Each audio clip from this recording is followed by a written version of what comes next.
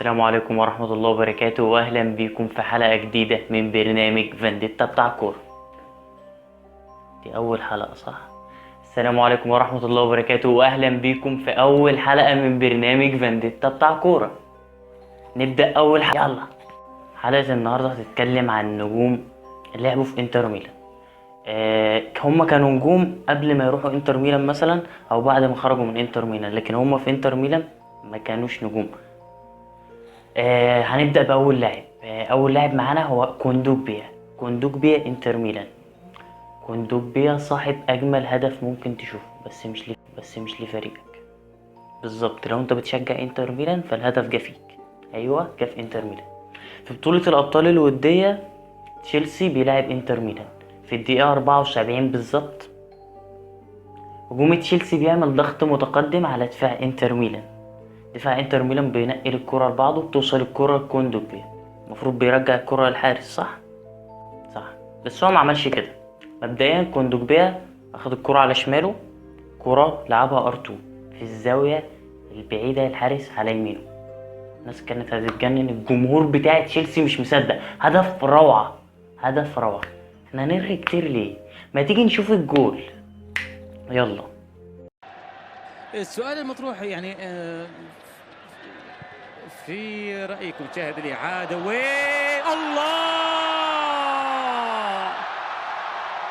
عمري ما شاهدت هالحركة في حياتي، لا على مواقع التواصل لم أرى مثل هذه الكرة من قبل.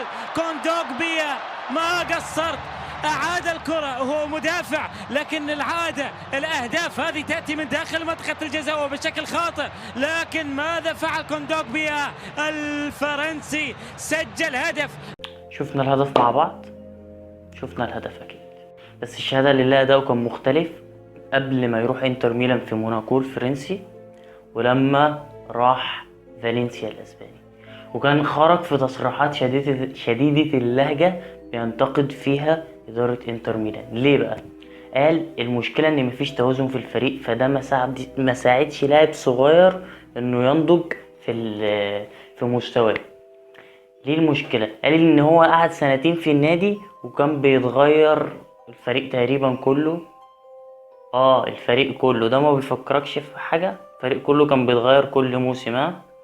وقال ان هو قعد في النادي سنتين، قعد معاه 5 مدربين، ودي مشكلة. تقريبا ما شافش واحد عندنا كده بيغير 5 دول في موسم واحد. المهم، مدرب فالنسيا السنة ديت كان انتقد ديدي شامب مدرب فرنسا. ليه؟ علشان ما اخدش كوندوجبيا في القائمة النهائية لكأس العالم واخد بول بوجبا. ايوه، انت سمعتني صح، ما كانش عاوز ياخد بول بوجبا وياخد كوندوجبيا. اي نعم، كوندوجبيا من افضل الديفندرات في العالم دلوقتي، بس ده بول بوجبا. بول بوجبا. نروح للاعب التاني.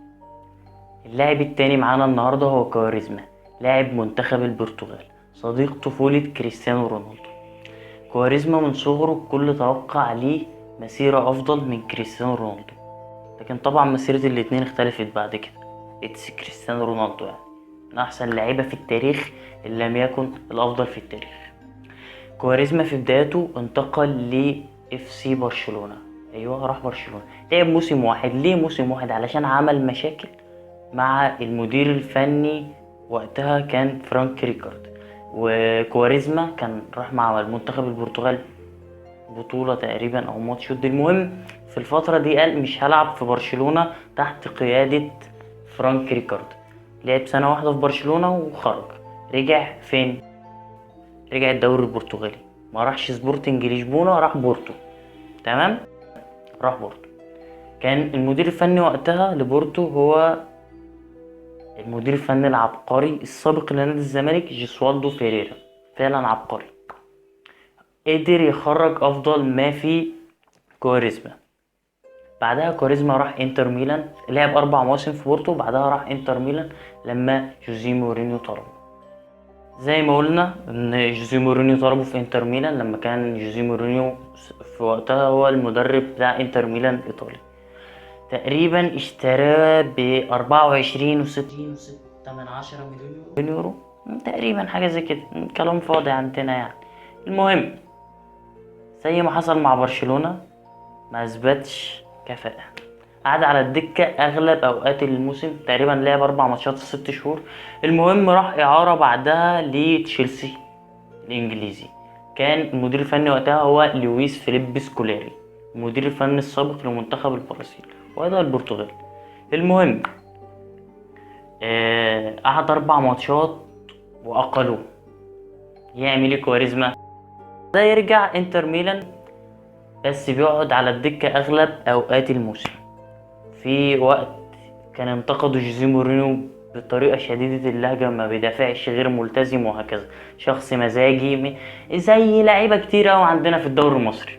المهم شاهد تتويج انتر ميلان بالثلاثية، دوري الابطال والكاس المحلي والدوري المحلي، كان قاعد على الدكة عادي جدا.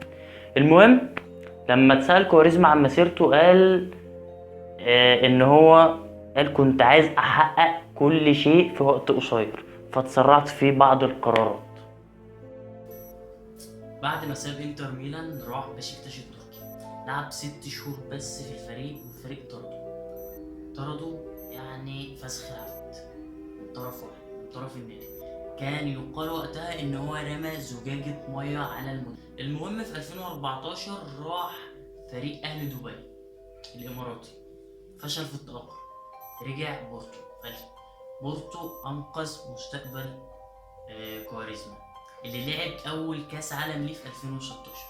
في 2014 كان موجود مع بورتو، كان اداء كويس ووجد نفسه في التشكيله الاساسيه، وزملائه اثنوا عليه، قالوا ان هو اتغير واصبح غير ان هو مزاجي، غير ان هو ممكن يتقبل ان هو يقعد على الدكه.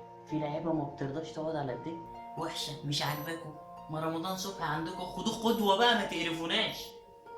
في النهايه اخر الحلقه ممكن اقول لكم، لو